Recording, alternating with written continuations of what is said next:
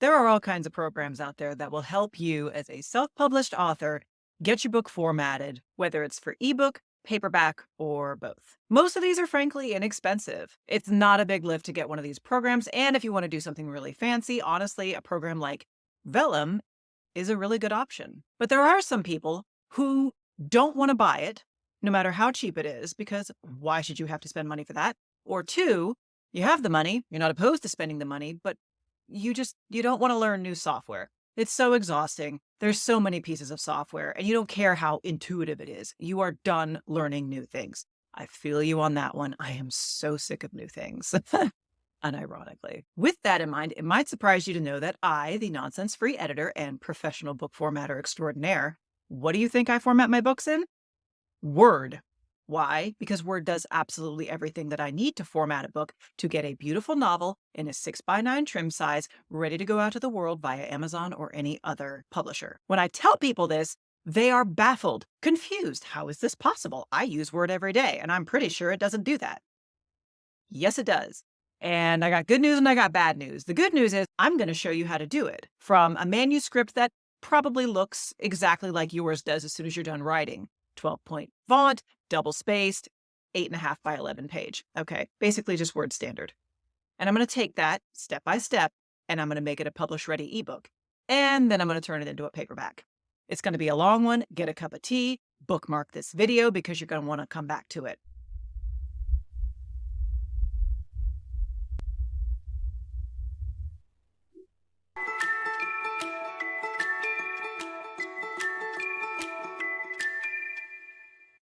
All right. So you're going to be starting off with something that looks like this. This is pretty much what Word spits out when you open up a document and you start typing. This is what it gives you. We already have the indent, we have the 12-point font, we have everything that we need for a manuscript. So the first thing what you want to do is you want to code all of your chapter titles. This might sound weird, but I promise this is the best way to do it. So up here, we have something called styles. You're going to hit this little arrow right here in the corner. And you're going to open this. It's this little teeny box. And so what you're going to do is you're going to come over here and you're basically, if you're writing fiction, probably only you need normal and heading 1 for chapters. Sometimes, you can do as many as you like, but for simplicity's sake, we're only going to do normal and heading 1. So you come over here, you hit this arrow, and you come over here to modify. This over here. Okay. So normal is what your regular text looks like. And this is open to, creative decision making. All right. So if you have a favorite font, you can use that. I'm not telling you that you can't. As for me, I'm just going to go with a basic font. We're not going to do anything fancy for this demonstration. Palatino Linotype. Typically I use this for nonfiction, but we're going to use it in this instance. And we're going to stay with 12. I think 12 is a good font size. We're going to keep it not flush to the right. We're going to make it justified. That means all of the edges on the right-hand side are going to be straight instead of ragged like they are now. Then I'm going to come over here to format. And I'm going to come to paragraph. For special, I'm going to go to first line. And for me, I put 0.2 instead of 0.5. Again, this is a stylistic choice. I like smaller indents versus larger ones. This is entirely up to you. You're going to come over here to line spacing. This is what I do. I do multiple. 1.15, which is a hair above single spaced. And then I put 6 points after each paragraph, leaves a little gap. And again, you can make your own stylistic decisions, but this is how I do it. And then you just hit OK. And OK. So now everything that's already coded as normal, unfortunately, will not auto-update. It's the only one that doesn't, and I don't know why. When we come over here to adjust heading 1, which is going to be our chapters, we're going to modify. This one gives you the option to automatically update. So once you code something as a chapter or heading 1, it will automatically update it if you make any changes to this from here on out. So I'm going to use Palatino Linotype again. I'm going to keep it at 16. I'm going to keep it at bold. I'm going to make it center. And then what you do with the spacing, you know, for me, I like a gap. So I usually do 56 before and I do 0 afterwards. But then for the spacing, I just do 1.5 lines. And that gives me a look that I'm generally pleased with. And then you just say, okay. So now you've got these to look the way that you want them to look. You just hit okay. And you can close that out. Now you go through and you code every single chapter title as heading 1. So we're going to start with prologue. You just double click it, come over here, heading 1.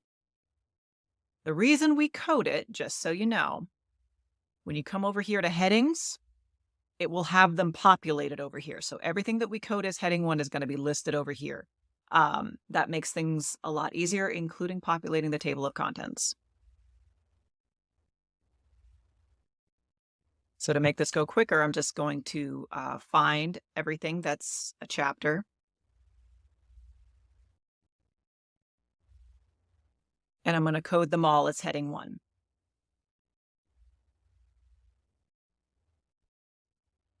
Okay, so everything's coded the way that we want it to. We can easily navigate between chapters. Everything's good. So now what we're going to do, because we're making a novel, the most common size of which is a 6x9, what we're going to do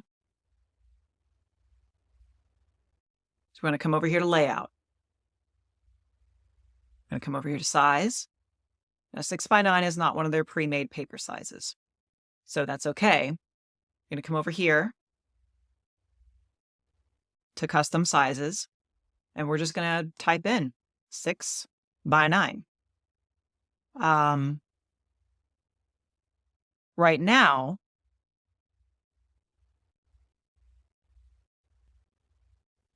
in terms of margins, my rule of thumb for an ebook is about 1/2 inch on either side.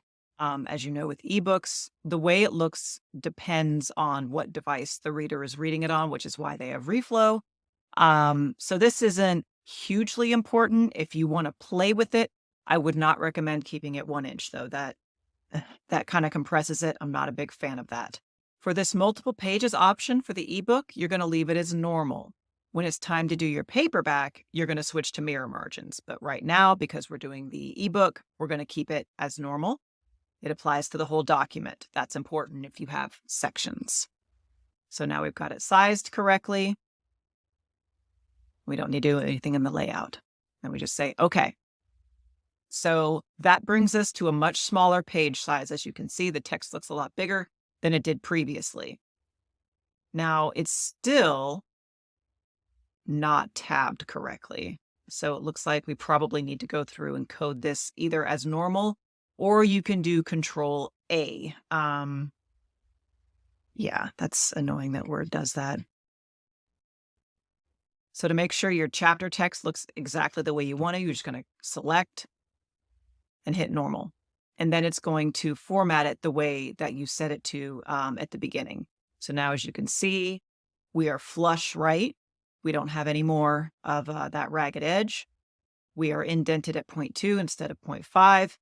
And this is the format that we want for the rest of the book.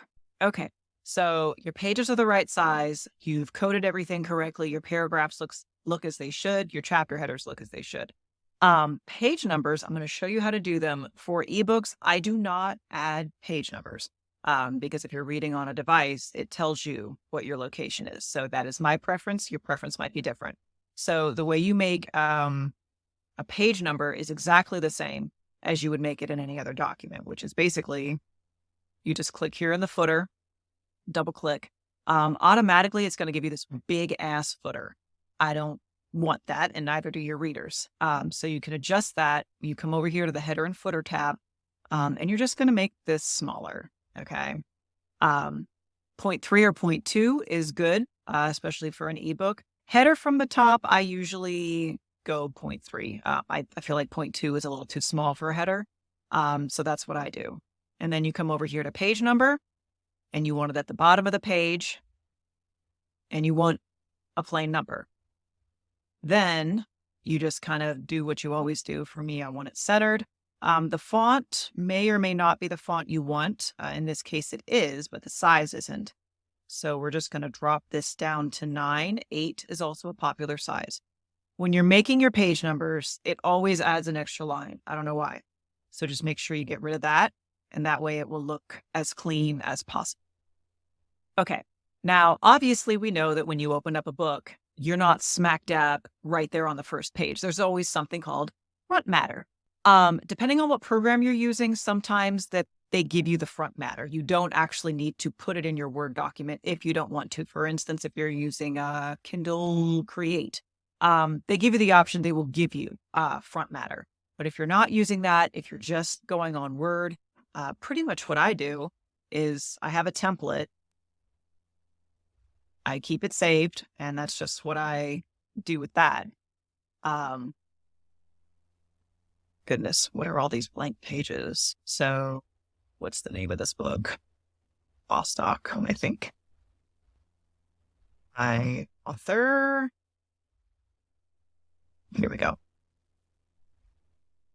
By author name. And you could just kind of, I would recommend not having these coded as heading 1. That could be messy. So basically you can just play however you want with the font here. So we'll just say 36, I guess. Usually for author name, I will make that smaller than the title name.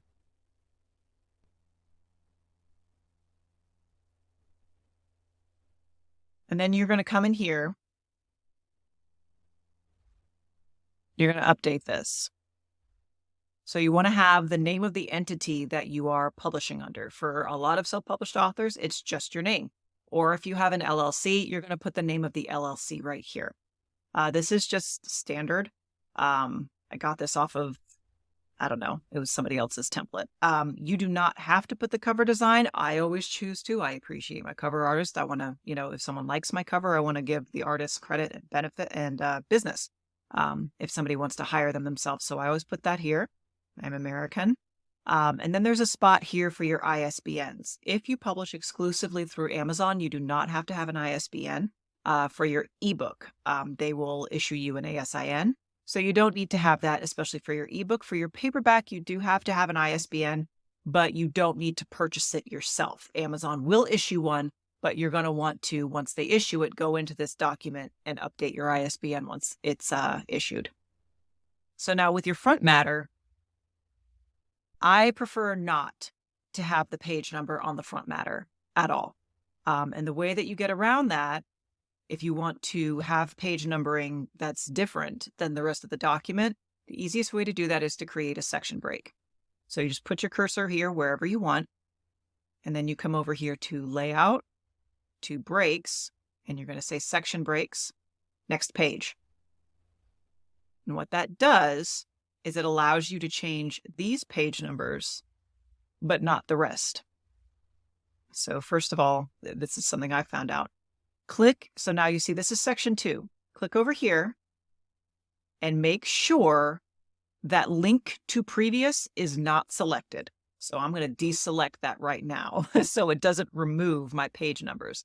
I hate that they make that the default. If I wanted it to be the same as the previous, I wouldn't be making a new section. Now would I? Microsoft Word. So stupid. So now that we've deselected that, we are free to come over here and delete these page numbers. And it's not going to affect the rest of the pages. So now we have our cover page. There's no page number. We have our, little disclaimer page. There's no number. And then we come down here to page 1 of our novel, and Bob's Your Uncle, we have page number. Fantastic. Another stylistic choice you might want to do is on the header, you might want to have your name and the name of the book alternating. That's very common with fiction. How do you do that? You're going to double click in the header. And as you're clicked inside the header, you are going to say, well, for one, unselect link to previous. So annoying. And then you are going to select different odd and even pages. Now keep in mind, this applies to the header and the footer. So we're going to have to do some rework here. So click different odd and even pages. Fine, fair enough. So let's say on the odd number pages, and remember odd number pages are going to be on the right as you're reading it. We're just going to have that be the book title name. So we're going to type Vostok. Now, obviously, it doesn't look the way we want it to. So I'm going to double click this. I'm going to make this smaller. I'm going to make this a 10. I'm going to make it centered. And then just because I'm fancy, I'm going to come over here to font and I'm going to make it small caps. And then okay. And that's just going to change the look of it. So the chapter title is in small caps and now the header is in small caps. But this is just the odd pages. On the even pages, you're going to want to put author last name. Now you'll notice it didn't keep any of the formatting because it's treating these as separate. So we're going to do the same thing again. We're going to bring it down to 10-point font.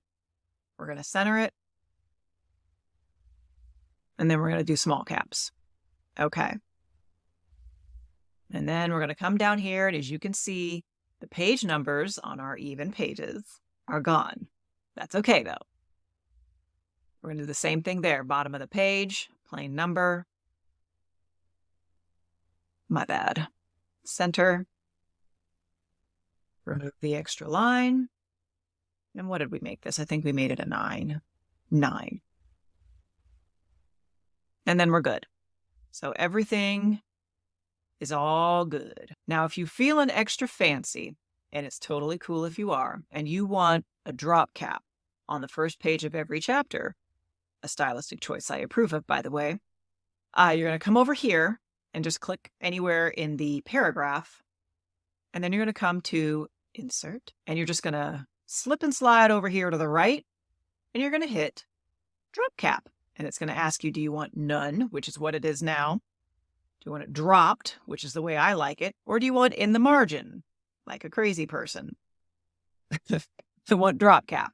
And then you can change what size you want. For me, I leave it at 66. I like it. If you want to make it smaller, you do have that ability.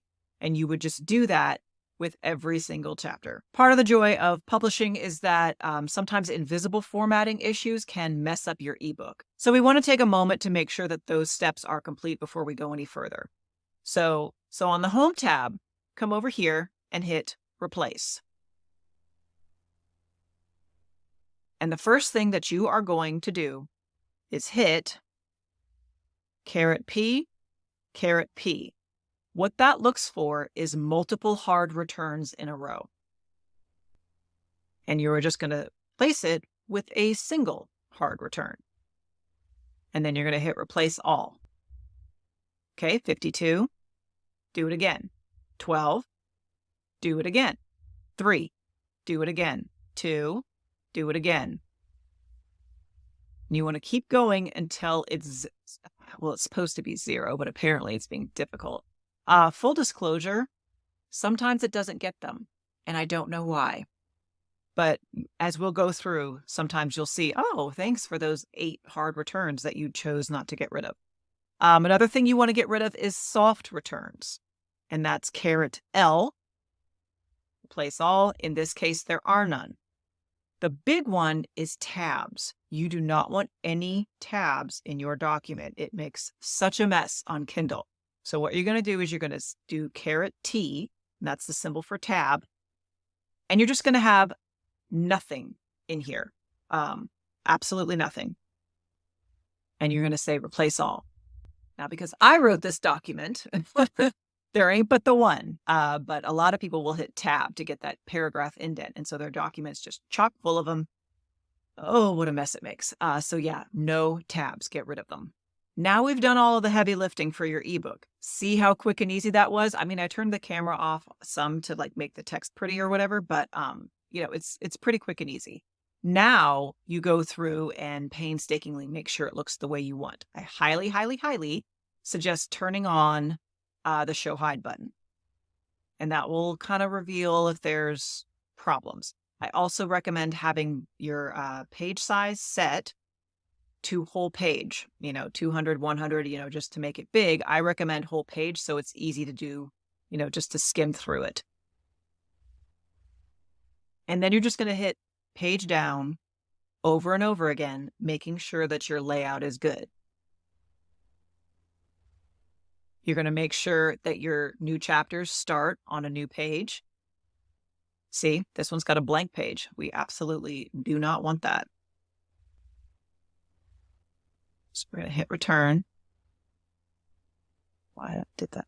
Excuse me, that is not the coding I have for chapter 1. What is going on? Do you see what I mean?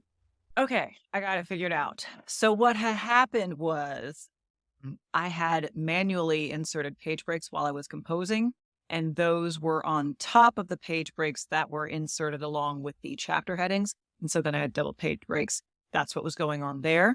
If that happens to you, if you want to get rid of them, $M is how you search for page breaks and also how you use the replace function to get rid of them.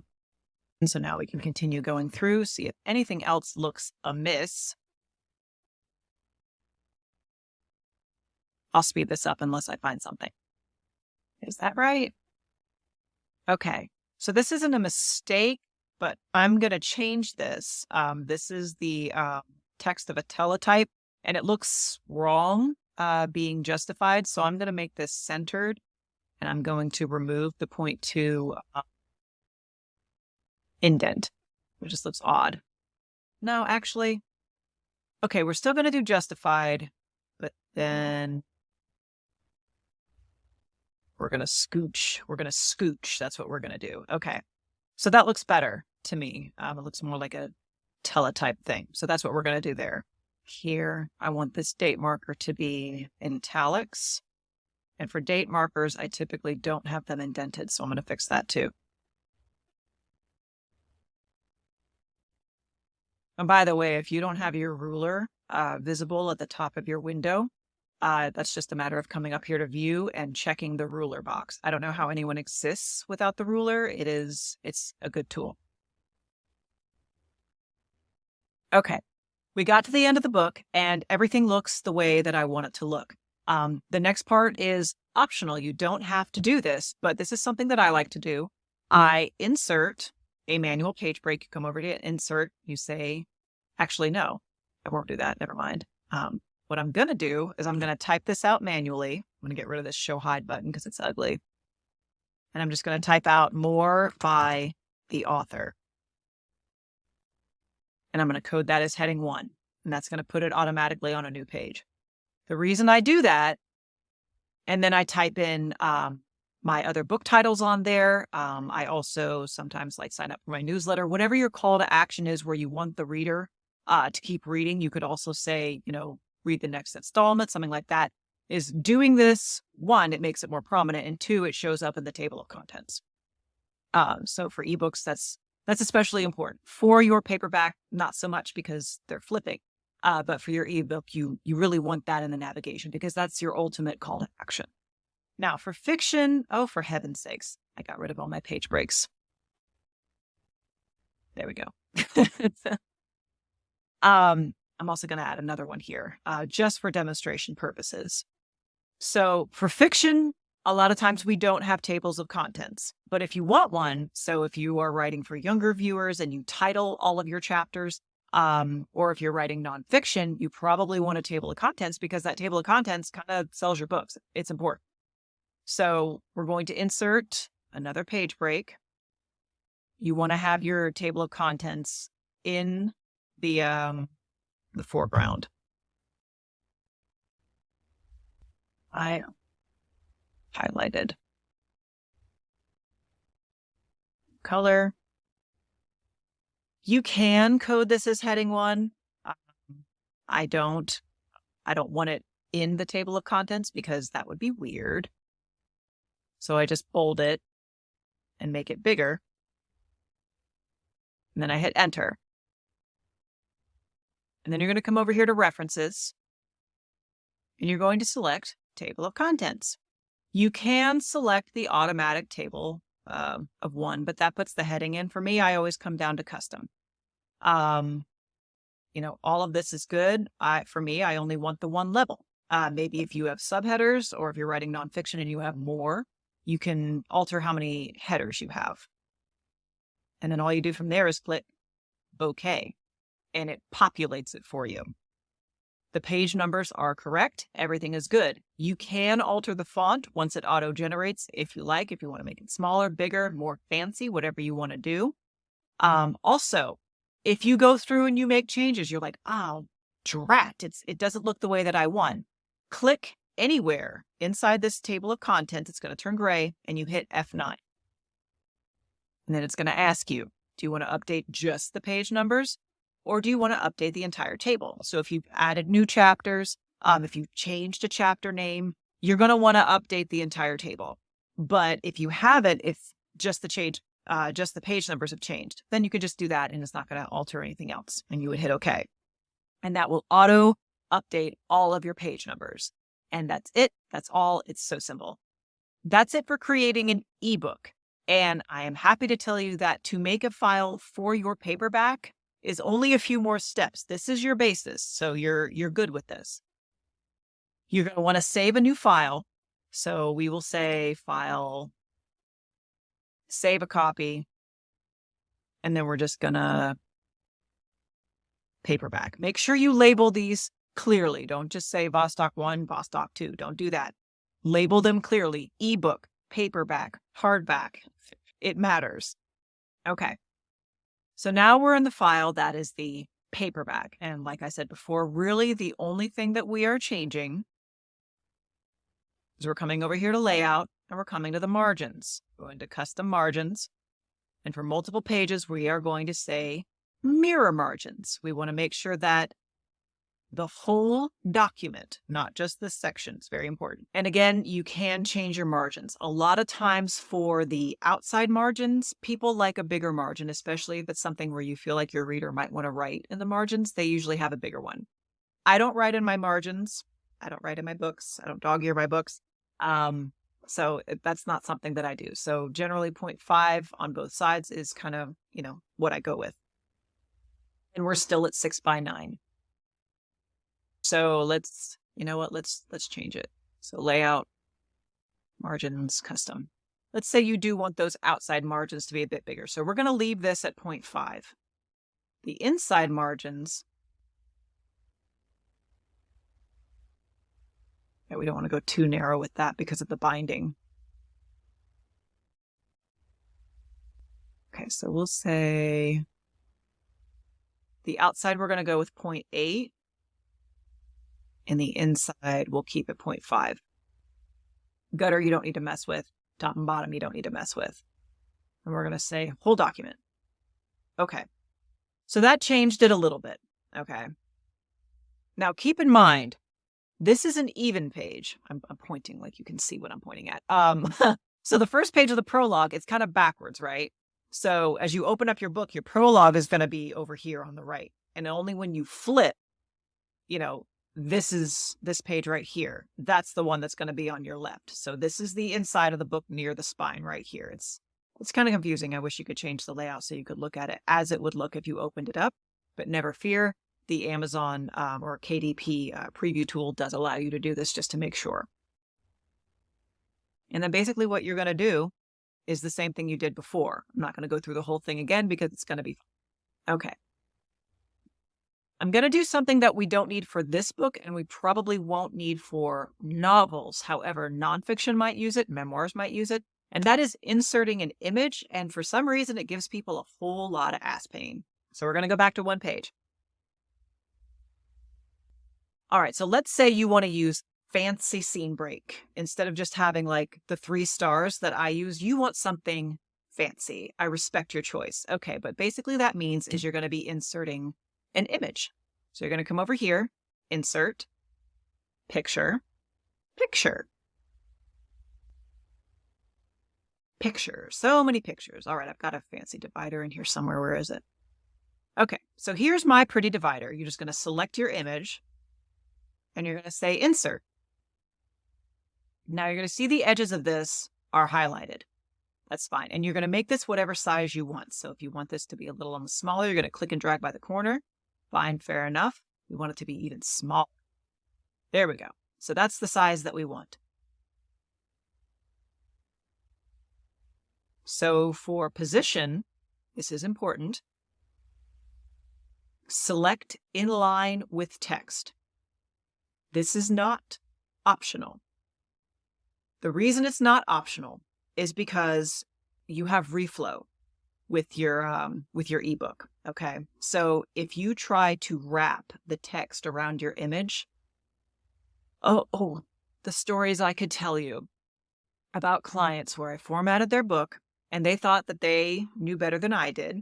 Even though they paid me all this money, they went back and did some mischief in their book file and then uploaded it to KDP.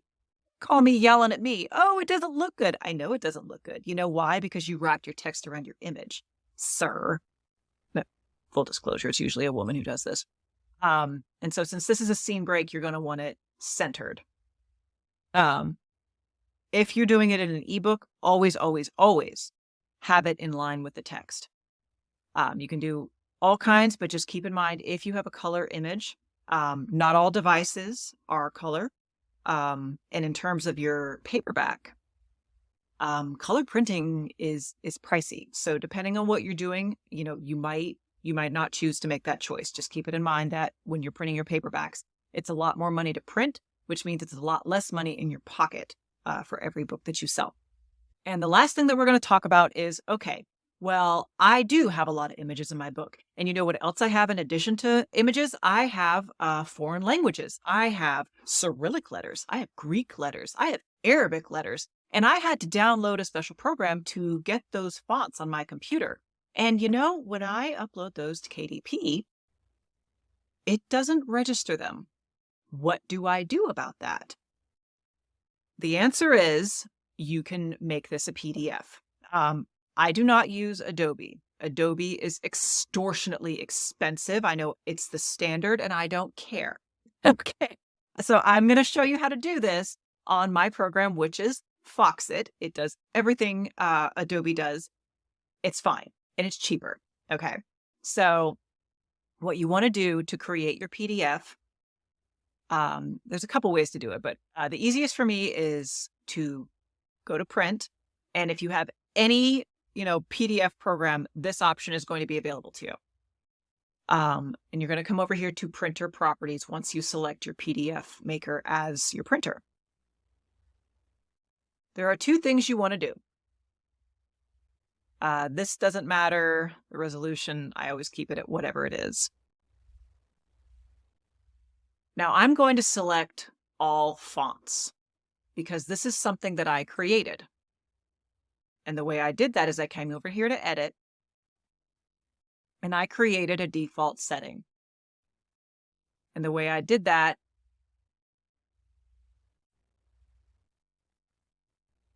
is for fonts. I wanted to make sure that all fonts in my Word document are embedded. That way, so if I have Cyrillic or if I have Arabic or something in here, it maintains it. So you want to embed your fonts in your PDF if you have anything other than just normal English letters. It's also important to come over here to layout because sometimes when you create a PDF of a 6x9, the text is 6x9, but then you have all those big white edges around because the PDF maker thinks that you're going to be printing it on 8.5x11 paper. So what I do is page size, paperback. So I have that already selected. And then I just say, okay, print all pages, everything's fine. And then you're going to hit print. I'm not going to do it because I don't need to, but basically that's what it's going to do. It's going to create a PDF. After you create that PDF, you are going to want to upload your PDF as not as an ebook reflowable. You are going to want to do a print replica, and you can do this in Kindle Create. Kindle Create is a free program. So if you are uploading to Amazon, I highly suggest you do this. The reason for that, and I did this with a client earlier this year, he had a lot of images and it was just very graphics intensive and the layout was very important. It was almost kind of like a magazine. And it really needed to stay that way. He did not want any text reflowing. He wanted everything to look the way he put it. that's great. You can do that, but it has to be as a print replica in ebook form, which means you can view this in the Kindle app on, your phone or a device, but you can't actually read it on a Kindle. It's so weird. So it's a double-edged sword. Yes, you can make an ebook with a lot of images where they don't reflow, but if you're dealing with Kindle readers like fiction authors are, it's a problem. This guy was nonfiction. My profound apologies for terrifying you with my makeup-free face. My wonderful outro that I had filmed for some reason didn't take. Descript hates me. It's fine. But the video is over. I am very happy you were here. If you have any questions about anything that I did in the formatting of Microsoft Word, or if you have a pressing question that I just didn't address at all and you're just kind of left hanging, let me know down in the comments. I will be happy to answer for you if I can.